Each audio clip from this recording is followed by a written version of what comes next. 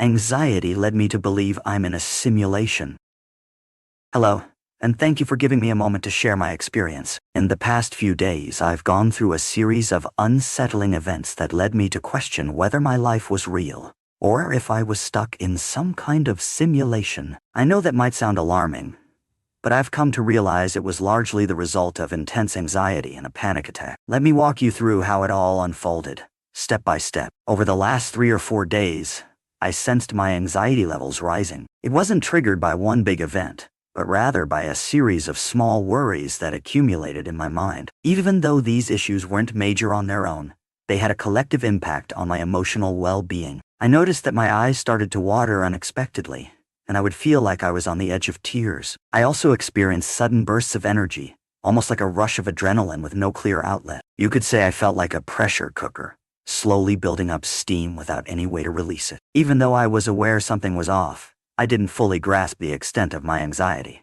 At least, not until the night everything reached a breaking point. I was at home, moving around quietly because everyone else in the house was asleep. I could feel a sense of dread creeping in, and I tried to occupy my mind by doing small tasks, hoping that staying busy might stave off whatever was brewing inside me. Suddenly, my body started to react in ways I couldn't control. My muscles began twitching. My head felt foggy, like I couldn't form a coherent thought. My heart raced, and my chest felt uncomfortably tight. I knew this was more than just the usual jittery feeling I sometimes get. I leaned over to my girlfriend, who was lying in bed, and told her I might need to go to the hospital because I feared I could be having a seizure. It sounds drastic, but I was genuinely terrified by the unfamiliar sensations coursing through my body. When I stood up to gather my things, my legs started shaking uncontrollably. I found myself gasping for air, unable to slow my breathing or calm my racing heart. I managed to stagger to my favorite chair in the living room and waited for an ambulance, my mind a whirl of confusion and fear. By the time the paramedics arrived, they examined me and suggested it was most likely a panic attack rather than a seizure. Their assessment offered some relief, but it also left me grappling with the reality that I'd just experienced a severe anxiety episode, unlike anything I'd had before. Why I thought I was in a simulation. After the ambulance left, I lay down, exhausted but still shaken. I struggled to convey to my girlfriend how it felt, why I was convinced, even briefly, that this might be some artificial reality. To be honest, my thoughts were all over the place, but here's the best way I can describe it. Malfunctioning machine. I felt as if my body was a failing piece of hardware, like a computer or a machine keeping me tethered to a simulated world. In my mind, it was as if someone or something unplugged me. Physical sensations. My entire body vibrated, my breathing was shallow, and I felt cold sweats alternating with bouts of heat. My muscles were so tense that numbness began to set in. Mental confusion.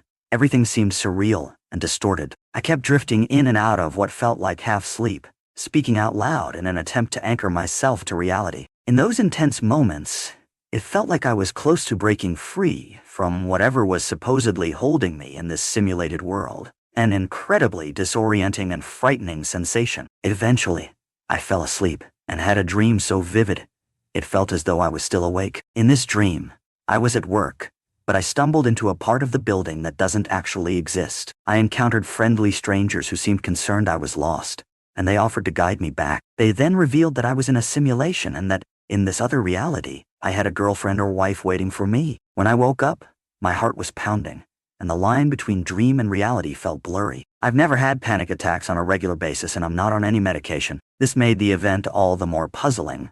Why, out of the blue, did my anxiety explode into such an overwhelming experience? I'm still processing the entire ordeal. On one level, I understand that my fear of being in a simulation was likely my brain's way of interpreting the extreme discomfort I was feeling. Anxiety can manifest in some pretty bizarre ways, and sometimes the mind will create scenarios that seem outlandish or even paranoid to cope with or explain the body's distress signals. Stress accumulation.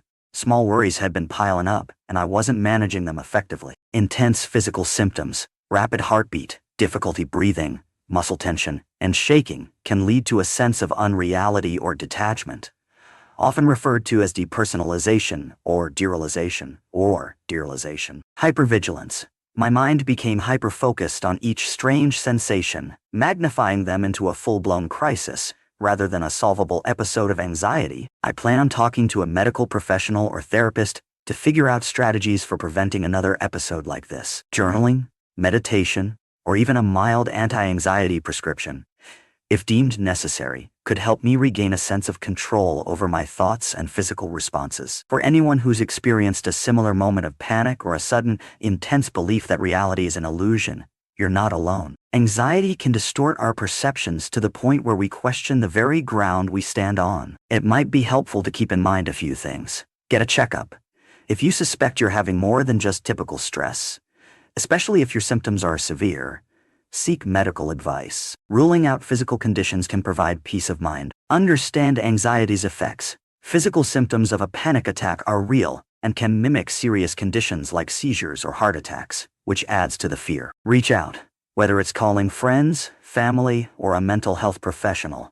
Talking through what you're experiencing can help ground you. Self-soothing techniques, simple grounding exercises, like slow, mindful breathing or gently tensing and relaxing your muscles, can help you reconnect with your body and surroundings. My journey through this disturbing experience taught me a lot about the power of anxiety. It can hijack our thoughts to the extent that we start to doubt the reality of our own lives. The critical lesson here is that help is available through medical professionals, supportive friends and family, or therapeutic tools designed to manage anxiety. I'm still dealing with confusion and lingering doubts. Some nights, I feel the echoes of that panic attack tugging at my mind, making me question what's real and what's not. But I'm determined to learn from this and reach a place of greater calm and clarity. In time, I hope to look back and see this experience as a pivotal moment in learning to better handle stress, anxiety, and the power of my own imagination. Thank you for listening to my story. If you've gone through something similar,